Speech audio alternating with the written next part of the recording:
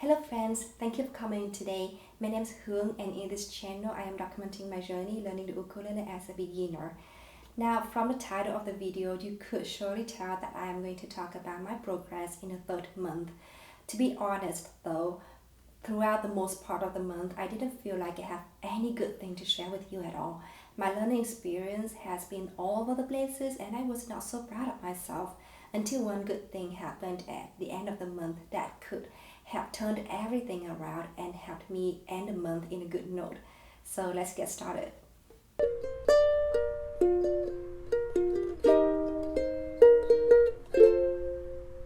I would like to start with something not very exciting.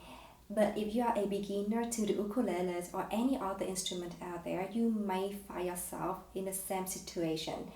To me, after learning the ukuleles for 2 months, I started to get familiar with some of the very basic strumming and fingerpicking patterns, and I also got myself very comfortable with some of the most common chords out there that could help me play a whole lot of songs. And that's exactly what happened. I kept jumping from one song to another without really learning the previous song, without really learning it by heart and remember everything by heart and all. I didn't feel the same level of commitment that I had with the new songs compared to the very first songs that I started with. All of those songs I learned by heart and I could play them at any time of the day if you ask me to. But with the new songs that I picked up in the third month, I didn't feel that same level of commitment. And then if I came across any song that has a new chord that I am not comfortable with playing, I would just drop that song right there and go to the next. So it doesn't take me long to realize that I'm not making any progress and that I didn't retain anything in my head at all, as if I never learned any new thing in this month, and that got me really disappointed at myself. Until one thing happened. I started to join the live lesson series with Bernadette Blazo. She is a very popular and well-respected music teacher on YouTube, and her channel is Bernadette Teaches Music. And I really don't think that her channel needs any further introduction because it is so popular, and in fact, the Wirecutter, which is a consumer review page, has rated her channel as one of the best places for you to start learning ukulele with. So she is organizing this very awesome live lesson series during this hard time so that we can cheer up and keep us positive. And it is called, I think she called it the lockdown series. It is absolutely free. You don't have to pay anything to join one of the live lessons, and you don't have to give out any of your personal information, including your email, your name, your date of birth, or anything as such. You could just turn on the live YouTube video and start streaming with us. So it's totally free and is a very good platform to start with. Anyway, back to my point is, since I start this live lesson series, I feel that my level of commitment has surged up to the roof.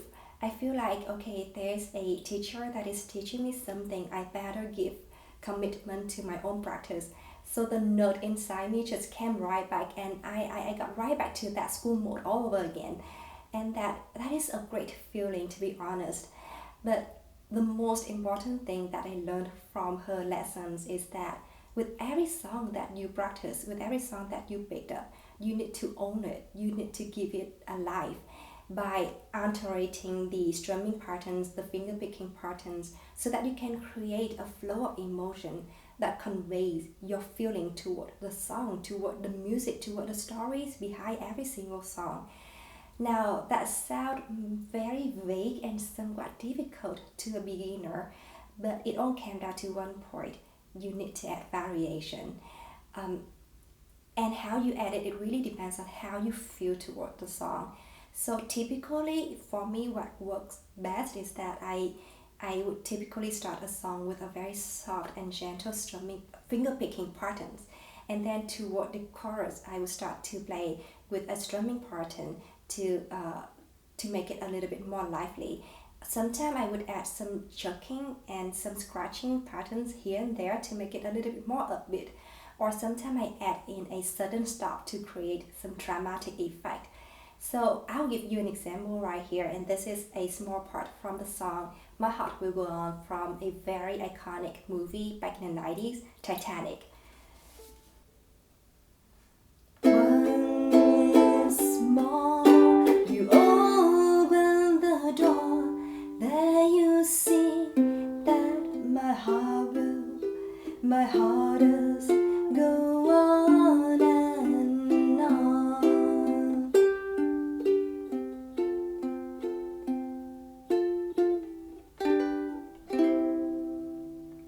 So that is a very short example, but I think you got the point. I started with a strumming pattern, and then I create a sudden stop. You open the door, and then I moved to a softer strumming pattern to end the song with. There you see that my heart will, and so on. Anyway, I think I overkilled the point.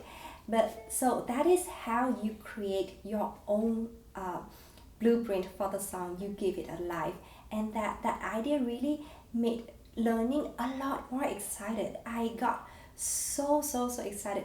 Whenever I pick a new song, I always think, okay, how do I make it mine? How do I give a life to it? How do I make it unique? And how do I convey my feeling toward the song through my strumming and picking patterns? However, I'm not saying that you need to do this with every single song that you learn, because I believe that some songs could really shine from the pure simplicity, and you know it when you start practicing.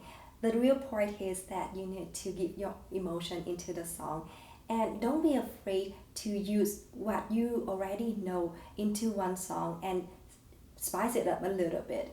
I know as a beginner we only have a few strumming patterns to begin with, but then you can mix them up in one song and make it sound a lot more advanced than if you just play it with one simple strumming pattern. That's my point there. Anyhow, I hope you enjoyed this video. I have the full cover of the Titanic song on my channel, and I'll give the link in the description box below if you are interested. And then I'll also link Bernadette's channel down in the description box in case you want to join us sometime. Thank you for coming here today, and I hope to see you in my next video. Bye!